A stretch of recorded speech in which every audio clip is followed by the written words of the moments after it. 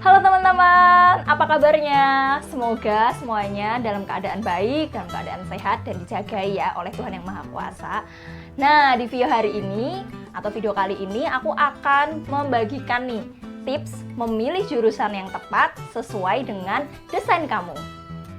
Jadi ngomong-ngomong soal desain nih teman-teman, setiap kita itu punya desain khusus yang sangat istimewa dan sangat spesial yang diciptakan oleh Tuhan Yang Maha Esa.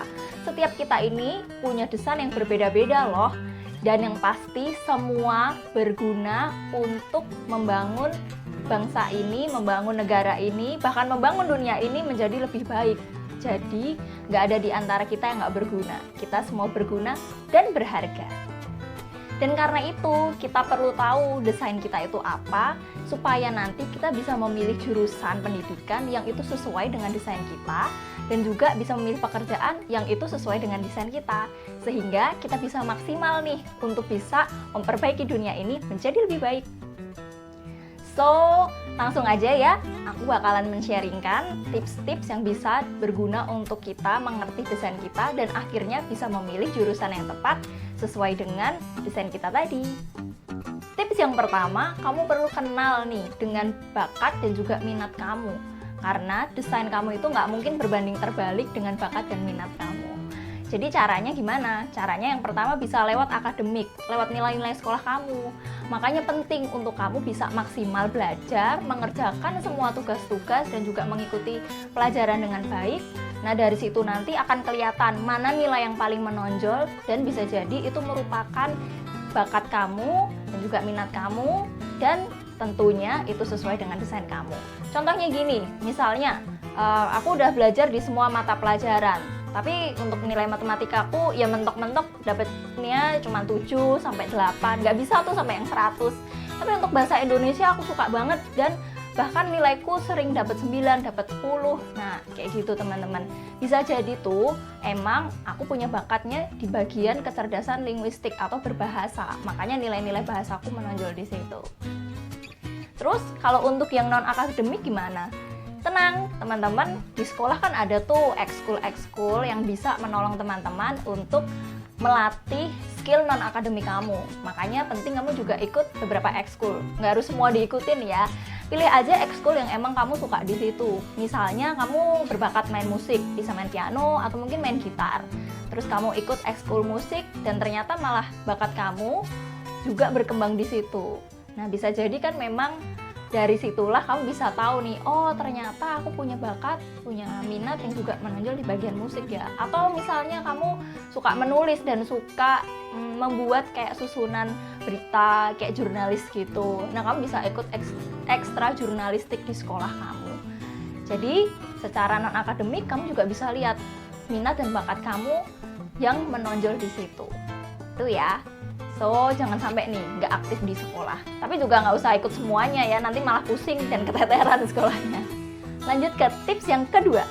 Di tips yang kedua ini, untuk ngerti tentang desain kamu, tentang minat bakat kamu, dan juga tentang keahlian kamu juga bisa ikut tes psikotes ya. Psikotes namanya. Waktu aku SMA tuh aku ikut psikotes. Jadi kayak diarahkan nanti masuknya jurusan IPA atau IPS, atau nanti diarahkan pekerjaan yang baik itu seperti apa, yang sesuai dengan kamu seperti apa.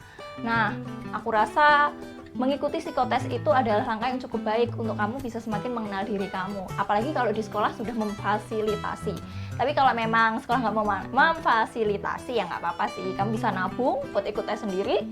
Atau mungkin kamu ikut bimbel. Biasanya di bimbel itu juga nanti ada psikotes gitu sih. Soalnya waktu aku SMA dulu juga ada psikotes gitu.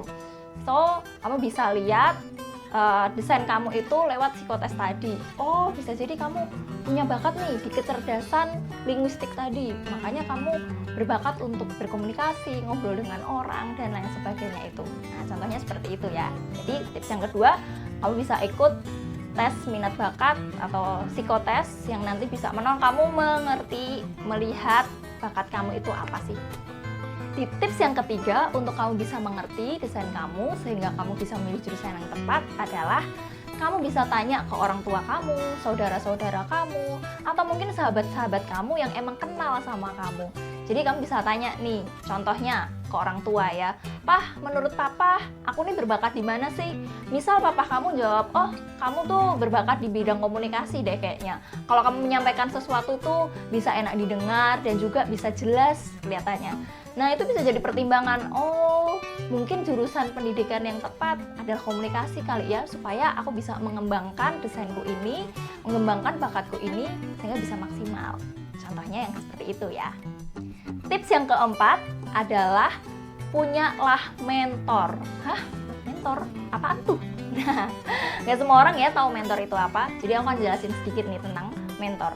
Mentor adalah orang yang dewasa secara jasmani tapi juga secara rohani dan bisa memimpin kita untuk kita menuju ke arah yang lebih positif, juga bisa mengembangkan diri kita sesuai dengan desain kita sehingga nantinya bisa maksimal untuk bekerja di dunia ini, untuk memperbaiki dunia ini. Jadi mentor itu nanti akan menolong kita untuk kita berada pada track atau jalur yang benar nih, dan membuat kita untuk terus fokus mengejar apa yang menjadi tujuan kita. Kalau aku menemukan mentor itu di dalam satu komunitas yang tentunya komunitas yang sehat ya, komunitas yang menolongku untuk semakin berkembang secara positif di dalam karakterku, di dalam caraku berpikir, dan di dalam caraku berperilaku. Nah, aku bisa menyebutnya, ini kelompoknya namanya kelompok bertumbuh. Di situ aku nggak sendirian, aku ada beberapa kelompok, beberapa teman, dan juga ada mentorku itu yang menolongku, mengarahkanku untuk aku bisa menjadi pribadi yang lebih baik. Dan selain itu, mentorku itu juga mengawasi perilakuku, mengawasi hidupku, dan juga ikut ngasih-ngasih saran, ngasih-ngasih masukan tentang apa yang mesti kuperbaiki di dalam hidupku. Mentorku itu juga menolongku untuk bisa menemukan jurusan yang tepat di dalam studiku, dalam pendidikanku itu sesuai dengan passionku, sesuai dengan desainku. So, don't forget to find your mentor. Oke, di tips yang kelima sekaligus tips yang terakhir nih, yaitu carilah jurusan yang sesuai dengan desain kamu yang udah kamu dapatkan dari hasil di tips-tips sebelumnya. Kamu udah mengembangkan bakatmu, kamu udah bisa melihat nih dari segi akademik dan non-akademik, dan habis itu kamu udah juga tanya kepada keluarga terdekat kamu, dan kamu juga punya kelompok yang bertumbuh, kelompok yang baik, ada mentor di situ yang menolong kamu semakin bergerak menuju ke arah yang positif, dan kamu tinggal di tips yang kelima ini mencari kesimpulan nih, kalau gitu jurusan yang tepat apa ya?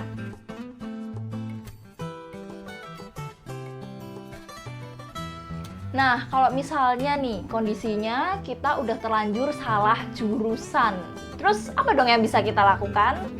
Oke, berdasarkan pengalamanku yang juga pernah salah jurusan waktu SMA, jadi sebenarnya aku itu di dalam nilai rapot aja tuh lebih tinggi nilai IPS daripada nilai IPA. Keluargaku, orang tuaku juga sebenarnya menyarankan untuk aku masuk di IPS aja, tapi karena pada waktu itu pikiranku masih sangat dangkal, jadi aku merasa kayak nggak prestis aja kalau masuk IPS, lebih bagus masuk IPA. Padahal pikiran itu sangat salah dan keliru ya teman-teman, karena semua jurusan itu baik. Dan alhasil selama aku di IPA itu nggak bisa maksimal, nilaiku juga nggak bagus-bagus banget, dan rankingku sempat anjlok gitulah. So dari situ aku belajar, kalau gitu emang penting banget nih untuk bisa ngerti desain dan juga bisa memilih jurusan yang tepat sesuai dengan desainku itu. Nah dari situ apa yang aku lakukan? Tentu aku nggak pindah jurusan ya, karena udah telat banget. Jadi yang aku lakukan, yang pertama, yang juga teman-teman bisa lakukan adalah nikmati aja. Nikmati perkuliahan atau pembelajaran di dalam jurusanmu itu. Dan tetap kerjakan yang terbaik, sekalipun ya udah nilai maksimalnya cuma 7 atau 8, ya nggak apa-apa lah, yang penting kerjakan semaksimalmu. Selain itu juga jangan menganggap bahwa jurusan yang kamu jalanin ini meskipun salah itu menjadi beban yang berat ya. Karena kalau kamu nggak menikmati, menjadikan itu beban yang berat, tentu malah nilaimu semakin merosot atau terjun bebas dan semakin terpuruk. Nah itu kan jadi nggak banget, makanya nikmatin aja. Yang kedua, tipsnya adalah anggap aja jurusan yang kamu jalanin sekarang itu sebagai skill tambahan kamu atau pengetahuan tambahan kamu. Jadi itu akan lebih menolong kamu untuk bisa lebih semangat belajar. Misalnya nih, aku kemarin itu udah terlanjur masuknya di IPA ya waktu zaman SMA. Ya udah ada penyesalan dan juga ada perasaan aduh gimana nih. Tapi ya sudah, akhirnya aku memutuskan untuk ya udahlah, aku jalani aja, aku nikmatin aja, aku anggap bahwa jurusanku itu yang kemarin itu adalah untuk menambah pengetahuan dan menambah skillku di bidang saintek ya, atau di bidang IPA itu. Jadi aku memutuskan untuk ya udah, aku kan belajar maksimal dan juga ini dianggap sebagai untuk menambah pengetahuanku, menambah keterampilanku. Teman-teman juga bisa melakukan itu. Misalnya udah terlanjur masuk jurusan di perkuliahan yang ternyata itu nggak sesuai dengan desain kamu atau bakat kamu, nggak apa-apa, kerjakan semaksimalmu dan anggap aja itu untuk menambah keterampilan dan juga pengetahuan kamu. Di tips yang ketiga adalah jangan putus asa untuk tetap mengembangkan bakat kamu, dan kalau kamu udah menemukan desain kamu ya udah tetap kembangin karena kan itu desain kamu, nggak mungkin bisa berganti desain. Jadi tetap kembangin aja desain kamu, tetap memaksimalkan itu bisa lewat jalur non akademik. Misalnya tadi di jurusan udah terlanjur salah masuk jurusan ya, baik itu waktu SMA nih ternyata salah masuk jurusan, aduh aku nggak bakat nih sebenarnya di IPA, tapi ya udahlah udah terlanjur masuk jurusan IPA, ya udah aku jalanin aja dan tetap belajar yang terbaik. Hitung-hitung buat nambah pengetahuan lah. Kan masih ada non akademiknya, bisa mengembangkan skill atau mengembangkan bakat kita itu lewat jalur non akademik, ikut ekskul yang misalnya jurnalistik berbau yang kita suka ya. Misalnya aku suka jurnalistik, suka mewawancarai, suka yang berbau jurnalis, ya udah kan bisa maksimalkan melalui non akademik. Atau misalnya kalau teman-teman udah kuliah kan bisa ikut UKM yang itu emang teman-teman punya bakat di situ. Jadi sekalipun dalam tanda kutip salah jurusan, tapi tetap bisa memaksimalkan bakat kamu lewat yang non akademiknya. Jadi jangan putus asa ya. Baik itu salah jurusan atau enggak, tetap pasti bakal berguna kok. Kalau misalnya salah jurusan, anggaplah itu skill tambahan. Tapi kalau jurusannya udah tepat yang kamu pilih, ya bagus dong, tinggal dimaksimalin di situ. Oke teman-teman, sekian dulu yang bisa aku bagikan ke teman-teman.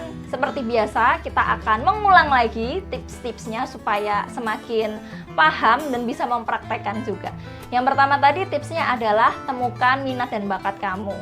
Bisa lewat non-akademik, lewat akademik ya. Jadi belajar maksimal, dan juga kalau misalnya lewat akademik itu ya sungguh-sungguh belajar, nanti bisa cari di nilai rapot kamu, bisa kamu cek nih mana nih nilai kamu yang paling menonjol. Nah, bisa kelihatan dari situ ya desainnya atau minat bakat kamu. Dan juga lewat non-akademik tadi, lewat ekskul yang kamu ikutin atau UKM kamu ikutin. Nah bisa jadi dari situ kalau emang kamu juga punya passion dan ternyata berkembang di ekskul kamu itu, nah mungkin itu juga adalah minat kamu atau bakat kamu juga ada di situ. Yang kedua bisa lewat psikotes tadi ya. Jadi kalau misalnya di sekolah ada psikotes atau di bimbingan belajar kamu atau bimbel kamu ada psikotes, ikutilah dan kamu bisa cek tes psikotes kamu itu sesuai dengan kamu atau enggak. Bisa jadi juga di situ juga menunjukkan minat bakat atau desain kamu. Yang ketiga, lewat keluarga terdekat kamu, lewat saudara-saudara, sahabat kamu bisa tanya nih, sebenarnya potensi kamu tuh di mana, dan itu bisa jadi pertimbangan kamu untuk juga memastikan apakah yang kamu rasakan tentang minat bakat kamu itu juga disetujui oleh orang lain, sehingga kamu bisa menentukan jurusan yang tepat sesuai dengan desain kamu. Dan yang keempat, jangan lupa find your mentor. Kalau kamu belum punya mentor, carilah mentor di komunitas kamu, mungkin di rumah ibadah kamu, atau mungkin teman-teman kamu yang juga punya mentor. Kamu bisa tanya, gimana sih caranya untuk dapat mentor? Karena mentor akan menolong kamu untuk kamu bisa berkembang ke arah yang lebih baik. Juga mentor akan menemani kamu menentukan atau menemukan jurusan yang tepat sesuai dengan desain kamu. Dan yang kelima, yang terakhir adalah kamu bisa menarik benang merah atau kesimpulan dari 4 tips sebelumnya. Apakah saling berhubungan? Nah, kamu bisa menemukan jurusan yang tepat dari situ.